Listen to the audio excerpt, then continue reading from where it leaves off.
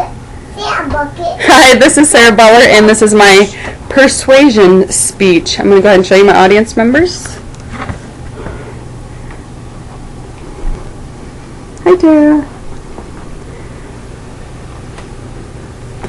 Okay, I'm sorry for all the motion here. I'm going to set you guys up. You're not going to be able to really see my slideshow because where the computer is, but my audience will be able to see it. Okay.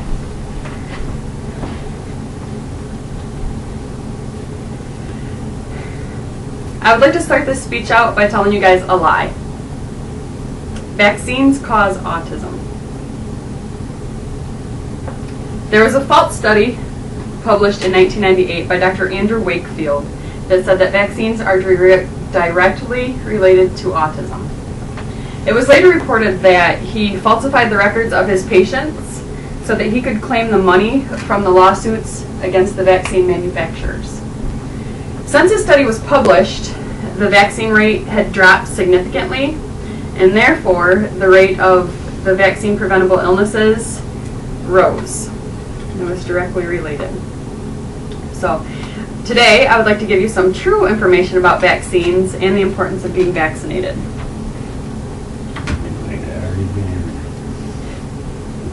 This is Dr. Andrew Wakefield.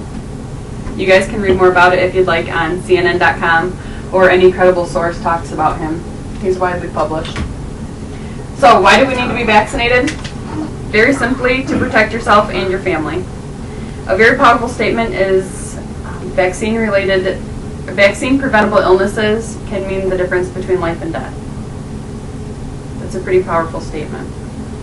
And also, these illnesses are very expensive, and I'll give you some numbers about that in just a couple minutes. Michigan legislation states that any child starting school needs to show proof of vaccination status, or they need to give acceptable reasons. They need to give proper waiver forms as to why they haven't been vaccinated. Some acceptable reasons that vaccinations don't need to be given are medical contraindications. If your doctor says you can't be vaccinated for some reason, or if you have an allergy to vaccine or to any of its components, you don't have to be vaccinated. A religious affliction to getting vaccinated. There are some religions that state you can't put anything foreign into your body. This would be an acceptable reason. You just have to show the proper waiver form to the school.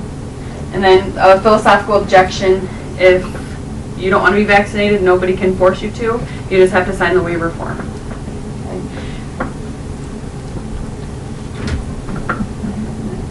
Let me tell you some great things about vaccines. Vaccines are easy to get. You can get them at any local pharmacy, a drugstore, your health department, your doctor's office, or even our hospital here in Hillsdale has one day a year where you can come in, show your driver's license, and get a free flu shot. They do that every fall for the citizens of Hillsdale County. Okay. Vaccines are usually free or deeply discounted for any uninsured and underinsured citizens of Michigan. So the cost should never be an excuse for not getting vaccinated. Let me tell you some scary things. Over 50,000 adults die per year from vaccine preventable illnesses. 50,000. That's a big number. This is more than HIV and AIDS. This is more than traffic accidents, and this is more than cancer deaths per year. So, each year, millions of people get sick from these illnesses, and they're very expensive, like I mentioned earlier. Over $10 billion per year is spent on health-related costs from these diseases. That's a direct and indirect cost. A direct cost would be hospital bills, medications, co-pays. An indirect cost would be time off work, fuel to getting to and from your appointments, and if you have to pay for somebody to take care of your family while you're sick, that's an indirect cost. $10 billion per year. That money could be spent somewhere else. So to conclude, getting vaccines is easy. Like I said, You need to protect yourself and your family.